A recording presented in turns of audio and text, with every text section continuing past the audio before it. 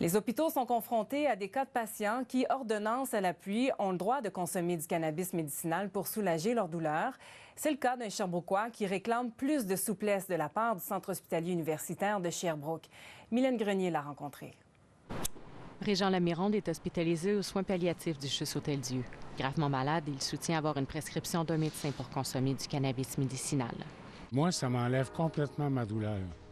Je fume un joint d'1 gramme dans mon avant-midi. Le CHUS lui interdit toutefois de fumer à l'intérieur de sa chambre. Trouvez-moi une place où je peux le fumer. Je suis autorisé.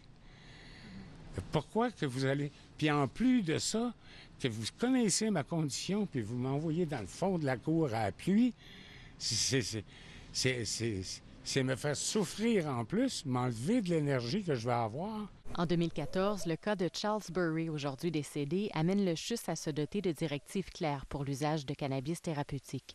Il avait obtenu une prescription de son médecin traitant pour atténuer ses douleurs et son anxiété liée à la maladie.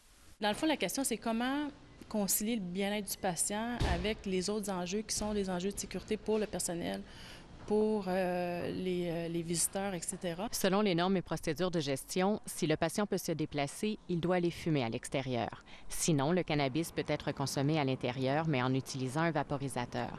Ça doit se faire dans une chambre à pression négative ou sinon dans une chambre privée. Tout cela à condition que le patient ait reçu une prescription d'un médecin. Lorsque l'hôpital reçoit des demandes, il doit s'approvisionner en cannabis médicinal auprès des fournisseurs reconnus. Je pense qu'on a encore beaucoup à apprendre là, parce que le contexte législatif évolue constamment. Mais oui, je pense qu'on est bien disposé là, pour faire face là, aux petits problèmes qui peuvent survenir dans le futur. Le CHUS soutient ne pas être en mesure de commenter le cas de M. Lamirande par souci de confidentialité. Mais les gens, quand ils sont confrontés à des problématiques complexes, inédites, singulières, on les invite à entamer une démarche de réflexion éthique. Puis, ils ont accès à la conseillère, moi-même, conseillère en éthique, ou au comité d'éthique pour les soutenir là, dans la réflexion. L'établissement confirme que des démarches ont été entreprises avec M. Lamirande pour l'achat d'un vaporisateur afin qu'il puisse signaler du cannabis médicinal à l'intérieur tout en respectant les règles. Ici Mylène Grenier, Radio-Canada, Sherbrooke. Alors, Régent Lamirande a bel et bien reçu son vaporisateur. Il est maintenant en attente d'une petite formation pour pouvoir l'utiliser efficacement.